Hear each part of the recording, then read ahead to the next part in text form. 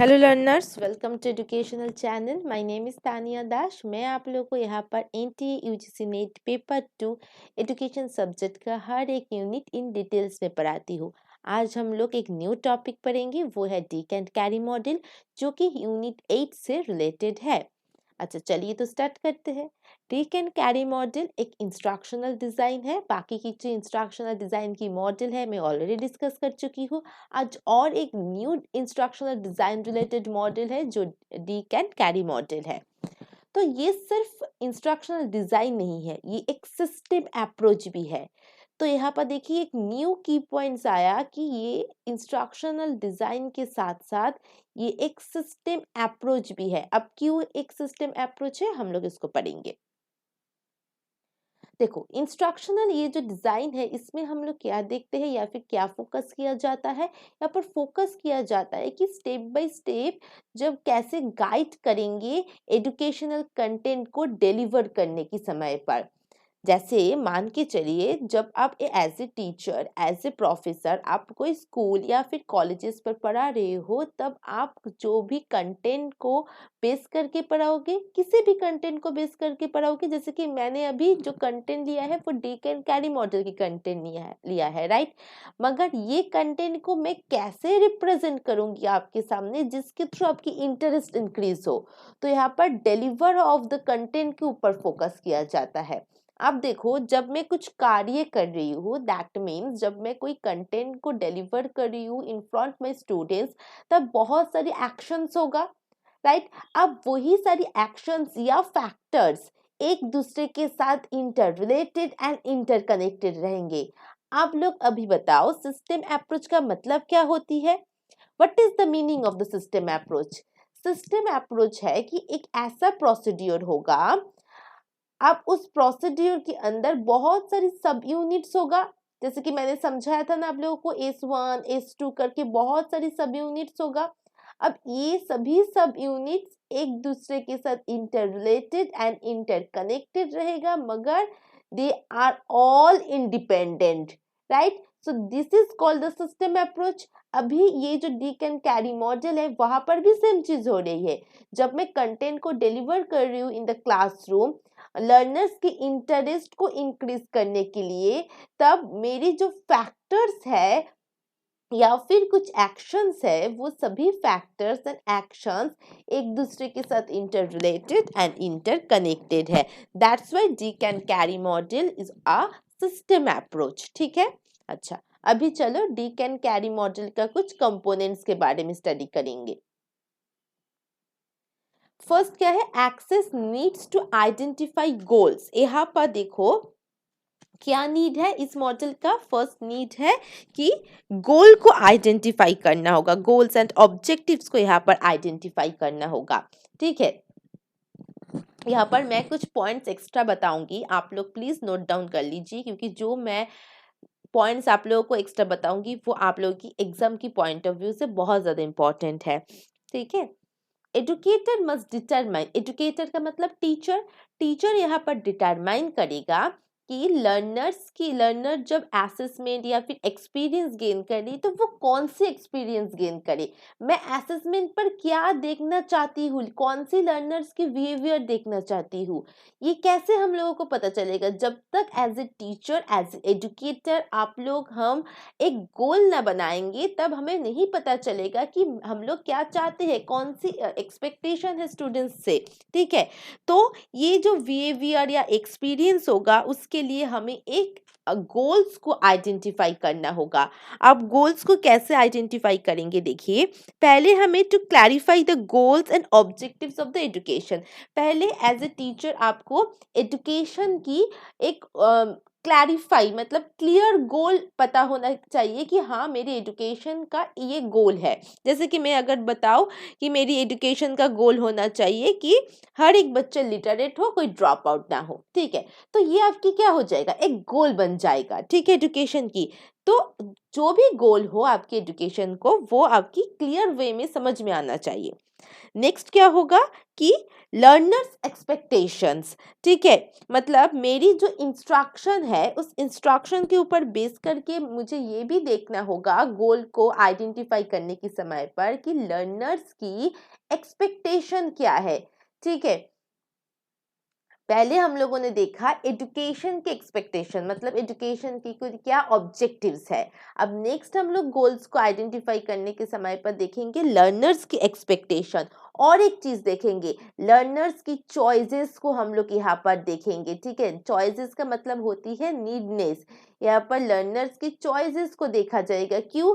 क्योंकि जब एजुकेशन या फिर लर्निंग या फिर इंस्ट्रक्शन खत्म होगा आपकी, ठीक है, आफ्टर एंडिंग द इंस्ट्रक्शन, ये जो उनकी चॉइसेस है वो रिफ्लेक्ट हो सके कि हाँ after the complete my instruction उनकी जो चॉइसेस था वो भी फुलफिल हो गई, या फिर उनकी जो नीड था, लर्नर्स की जो नीड्स था वो भी फुलफिल हो गई। तो इन सभी चीज़ों के ऊपर बेस करके educational objectives, learners expectation and their choice और नीड्स, अब हम लोग क्या करेंगे, एजुकेशन इंस्ट्रक्शन की जो गोल्स है उसको आइडेंटिफाई करेंगे। क्लियर है? अब नेक्स्ट है कंडक्ट इंस्ट्रक्शनल एनालिसिस। अच्छा, यहाँ पर देखेंगे the entry behaviour. Entry behaviour का मतलब प्रीवियस नॉलेज। ठीक है, यहाँ पर स्टूडेंट्स की या फिर लर्नर्स की एंट्री बिहेवियर को हमें डिटरमाइन करना होगा। That is the skill, knowledge and attitudes environment necessary to be instruction. ठीक है, जिसके थ्रू आप कोई भी स्किल्स, नॉलेज एंड एटीट्यूड या फिर एनवायरनमेंट को जब क्रिएट करोगे तब किसके ऊपर बेस करके करोगे, स्टूडेंट्स की जो प्रीवियस नॉलेज था उसके ऊपर। तो यहाँ पर हम लोग कौन से फैक्टर्स को देखेंगे, देखिए the whole process associated with the total instructional process by the effective analysis. तो यहाँ पर हमें एनालिसिस करना है, तो सेकंड जो फैक्टर्स है वो क्या है, एनालिसिस करना। अब ये एनालिसिस हम लोग कैसे करेंगे, पहले जो पूरी मेरी इंस्ट्रक्शन की प्रोसेस है उस पूरी इंस्ट्रक्शन की प्रोसेस से एसोसिएट, मतलब इंस्ट्रक्शनल प्रोसेस से लगाव करके एक कुछ ऐसा फैक्टर्स कहिए या फिर कुछ ऐसा पॉइंट्स कहिए जो कि आपको एनालिसिस करना बहुत ज़्यादा ज़रूरी है, जिसके थ्रू आपकी जो ये गोल है वो फुलफिल हो सके। ठीक है, तो यहाँ पर whole process associated with the total instructional process, तो यहाँ पर आपको पूरी प्रोसेस को देखना होगा जो कि एसोसिएट हो सके आपकी इंस्ट्रक्शनल प्रोसेस के साथ। ठीक है, तो आपकी एजुकेशनल प्रोसेस को आपकी इंस्ट्रक्शनल प्रोसेस से एसोसिएट करना होगा, इसके ऊपर बेस करके आप एनालिसिस करोगे। नेक्स्ट क्या है, initiate the analysis of existing knowledge. अब एग्जिस्टिंग नॉलेज को देखोगे लर्नर्स की। नेक्स्ट अब देखोगे कि जो लर्नर्स की इफेक्टिव परफॉर्मेंस है वो कैसे हो सके, इसके लिए भी आपको एनालिसिस करना होगा। तो आपकी जो गोल्स है वो तभी फुलफिल हो सकेंगे जब आपकी लर्नर्स की प्रीवियस नॉलेज को एनालिसिस करते हुए आप कोई भी skills, knowledge, attitude and environment को रिप्रेजेंट करोगे। अब देखो एनालिसिस द लर्नर कंटेक्स्ट। अभी तो हम लोगों ने कौन सी चीज पर फोकस किया, लर्नर्स की प्रीवियस नॉलेज। अभी कौन सी चीज पर फोकस करेंगे, लर्नर्स की कुछ कैरेक्टरिस्टिक्स के ऊपर, लर्नर्स की एटीट्यूड्स के ऊपर, परफॉर्मेंस के ऊपर, स्किल्स के ऊपर फोकस करेंगे। ठीक है, अच्छा, और ये जो स्किल्स, कैरेक्टरिस्टिक्स, एटीट्यूड है वो करेंट लेवल पर होना चाहिए। मगर जब हम लोग कंडक्ट इंस्ट्रक्शनल एनालिसिस को देख रहे थे तब उनकी जो भी प्रीवियस नॉलेज था या फिर एंट्री बिहेवियर था उसके ऊपर फोकस किए थे। मगर जब हम लोग थर्ड फैक्टर्स को देखेंगे तब लर्नर्स की करेंट स्किल्स, प्रेफरेंस, एटीट्यूड को फोकस करेंगे। ठीक है, अच्छा, अब नेक्स्ट देखिए fourth point, right performance objectives. Right performance objectives का मतलब क्या है कि the teacher rights specific outcome, मतलब आप लर्नर से कौन सी आउटकम चाहते हो ये आपको लिखना होगा। This outcome outline the skills to be learn, the condition under which skills are shown and criteria for success. जब आप आउटकम बता देते हो तो उस आउटकम के ऊपर बेस करके आपको कुछ क्राइटेरिया एंड कंडीशन को क्रिएट करना होगा, ठीक है। तो ये लर्नर्स की परफॉर्मेंस को भी इफेक्टिव करेगा। नेक्स्ट क्या है, डेवलप असेसमेंट इंस्ट्रूमेंट। अब यहाँ पर आपको एसेस करना होगा, आपने पढ़ा लिया भी, आप क्या करना होगा, आपको एसेस करना होगा, ठीक है। तो एसेस अब कैसे करेंगे, यहाँ पर क्राइटेरियन रेफरेंस टेस्ट CRT को यहाँ पर अप्लाई करना होगा, ठीक है। तो यहाँ पर measurement of the desired behaviour is represent by the assessment. यहाँ पर मेजर किया जाएगा कौन सी डिजायर्ड बिहेवियर है, उसके ऊपर स्टूडेंट्स की जो एबिलिटीज है उसको एसेस किया जाएगा। और इस एसेसमेंट के लिए हम लोग कौन सी चीज को अप्लाई करेंगे, क्राइटेरिया रेफरेंस टेस्ट को अप्लाई करेंगे, ठीक है। नेक्स्ट क्या है, डेवलप इंस्ट्रक्शनल स्ट्रैटेजी। अब डेवलप इंस्ट्रक्शनल स्ट्रैटेजी का मतलब कि the teacher will identify the strategy to use to be elect learning. Strategies include pre-instructional activities, how information will be presented, as well as how students will practice and revise feedback before testing. मतलब यहाँ पर आप ऐसा strategy बनाओगे जिसके through students engage हो सके, students कैसे प्रैक्टिस करेंगे, स्टूडेंट्स के सामने आप कैसे इंफॉर्मेशन को रिप्रेजेंट करेंगे, एंड टेस्ट के पहले आपको उनको रिवाइज भी करना है और उसके साथ साथ एक फीडबैक भी देना है। देखिए, हाउ स्टूडेंट्स विल प्रैक्टिस करेंगे, रिवाइज करेंगे, एंड आफ्टर द प्रैक्टिसिंग और रिवाइजिंग आप एक क्या देंगे, फीडबैक देंगे टेस्ट के पहले, ठीक है। तो ये जो स्ट्रैटेजी है उसको आपको यहाँ पर अप्लाई करना होगा। Next, develop and select instructional material. आपने स्ट्रैटेजी बना लिया, अब आप क्या बनाओगे, मटेरियल्स बनाओगे, ठीक है। So the artifacts of instruction are presented such as learners manual, test and all other materials of the instruction, जैसे कि कुछ पैकेजेस, हैंडआउट्स, ठीक है, रिसोर्सेज हो गया, इन सभी चीजों के थ्रू आप इंस्ट्रक्शनल मटेरियल्स को डेवलप सिलेक्ट करोगे एंड डेवलप करोगे। नेक्स्ट क्या है, develop the construct the formative evaluation. यहाँ पर फॉर्मेटिव एंड समेटिव दो प्रकार की इवेल्युएशन होती है। यहाँ पर क्या कहा गया कि data is collected to how to improve upon instruction through evaluation the preliminary learning. जब पहले आपको लर्निंग दिया जाएगा, अब उस ड्यूरिंग दैट टीचिंग आपकी कुछ इवेल्युएशन या टेस्टिंग होगा, जिसको हम सभी जानते हैं फॉर्मेटिव इवेल्युएशन कहते हैं, ठीक है। जैसे कि 1-1 इवेल्युएशन हो गया, स्मॉल ग्रुप इवेल्युएशन हो गया, फील्ड इवेल्युएशन हो गया। तो फॉर्मेटिव इवेल्युएशन के अंतर्गत जो इवेल्युएशन की नेम है वो क्या क्या है, 1-to-1, small group and field evaluation, जो कि डिक एंड कैरी मॉडल ने यहाँ पर एम्फसाइज किया है। नेक्स्ट क्या है, रिवाइज इंस्ट्रक्शन। अभी हो गया, अभी रिवाइज करना होगा। मैंने कहा था ना प्रैक्टिसिंग जरूरी है, आफ्टर दैट फीडबैक होगा।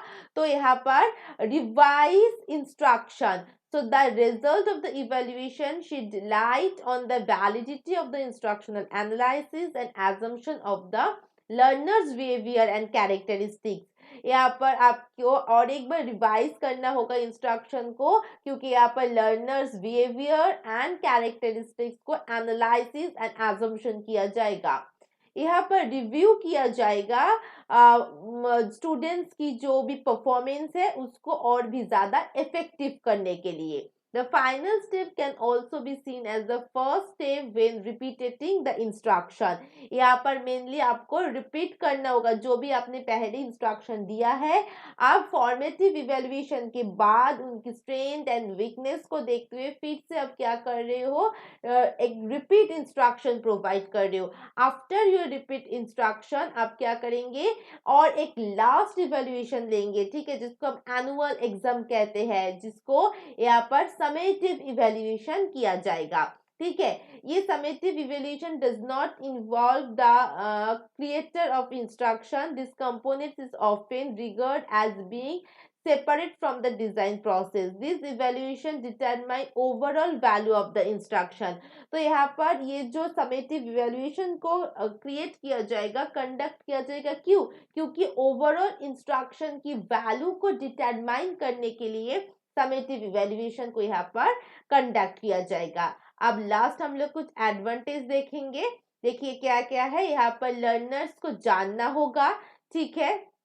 यहाँ पर skills and knowledge are thoughtfully taught, यहाँ पर बहुत अच्छे से सोच समझ के स्किल्स एंड नॉलेज को प्रोवाइड किया जाता है। यहाँ पर कंडीशंस को देखा जाता है, कौन सी लर्निंग पर आप लोग कौन सी मटेरियल्स को या फिर कौन सी कंटेंट को प्रोवाइड करोगे। तो कंडीशंस फॉर लर्निंग और कंसिडर, लर्निंग कंडीशंस को कंसिडर किया गया है। Instruction is designed to be replicated and therefore revised and improved upon। मतलब आप पहले इंस्ट्रक्शन देंगे, आफ्टर दैट यहाँ पर रिपीट इंस्ट्रक्शन प्रोवाइड किया जाएगा for effective learning. A wide variety of potential users, including teachers and others, involve the instructional design। यहाँ पर सभी teaching and non teaching staff जो है वो इंक्लूड रहेंगे और ये एक फ्लेक्सिबल मेथड्स होगा, ठीक है। आई होप लर्नर जो डी कैन कैरी मॉडल है वो आप लोगों के लिए क्लियर होगा। अगर कोई डाउट्स है तो कमेंट में पूछना, मैं आप लोगों की डाउट्स को क्लियर कर दूंगी। अगर लेसन अच्छे लगते हैं तो प्लीज लाइक, शेयर और कमेंट कीजिए, और जो अभी तक सब्सक्राइब नहीं किया है जल्दी से सब्सक्राइब कर दीजिए। So learners, thank you for listening me. और हाँ, जो मैं हमेशा कहती हूँ, always share knowledge and be happy. Bye bye.